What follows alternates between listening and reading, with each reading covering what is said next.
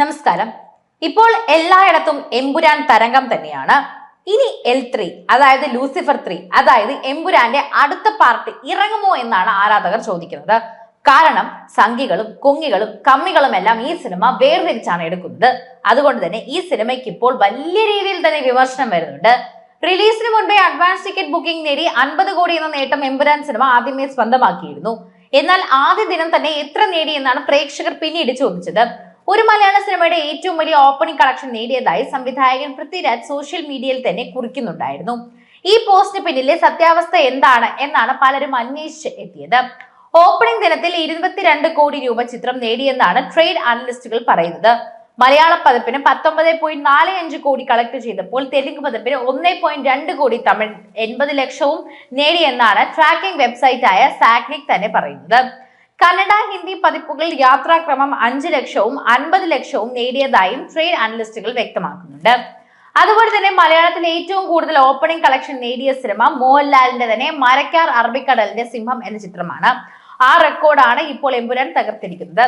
അതേസമയം കേരളത്തിൽ 750ഓളം തന്നെ സ്ക്രീനുകളിൽ ചിത്രത്തിന്റെ പ്രദർശനം ആരംഭിച്ചിരുന്നു. ലൈക്ക പ്രൊഡക്ഷൻസ്, ആശുഭാസ് സിനിമാസ്, ശ്രീ ഗോകുലം മൂവീസ് എന്നിവരുടെ ബാനറിൽ സുഭാഷ്കരൻ, ആന്റണി പെരുമ്പാവൂർ, ഗോകുലൻ ഗോപാലൻ എന്നിവർ ചേർന്നാണ് ഈ സിനിമ നിർമ്മിച്ചിരിക്കുന്നത്.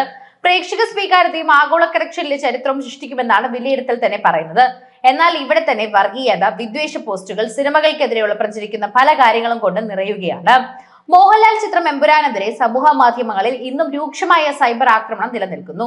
ചിത്രത്തിൽ നായകൻ മോഹൻലാലും സംവിധായകൻ കൂടിയായ പൃഥ്വിരാജിനുമെതിരെയാണ് സംഘപരിവാർ അനുകൂല ഹാൻഡിലുകൾ അധിക്ഷേപങ്ങളും തെറിവിളികളും നടത്തുന്നത്.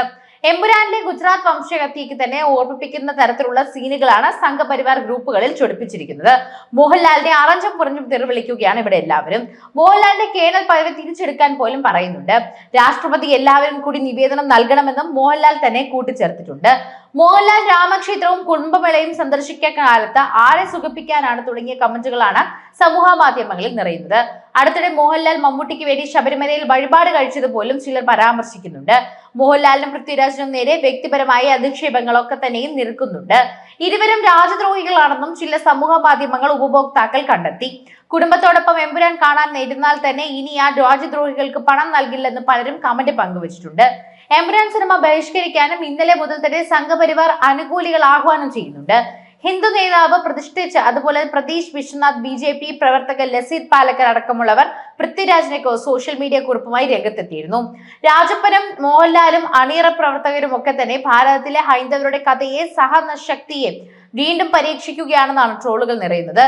ജിഹാദികളുടെ പണത്തിന് കീഴെ തന്നെ പറക്കുന്ന കടലാസ് പരുന്തായി മോഹൻലാൽ എങ്ങനെ മാറി എന്ന് ചിന്തിക്കേണ്ട കാര്യമാണെന്നും പറയുന്നു. ജിഹാദികളെ ഓർക്കുക തുടങ്ങിയുള്ള കമന്റുകളാണ് നിരവധിയായി വരുന്നത്.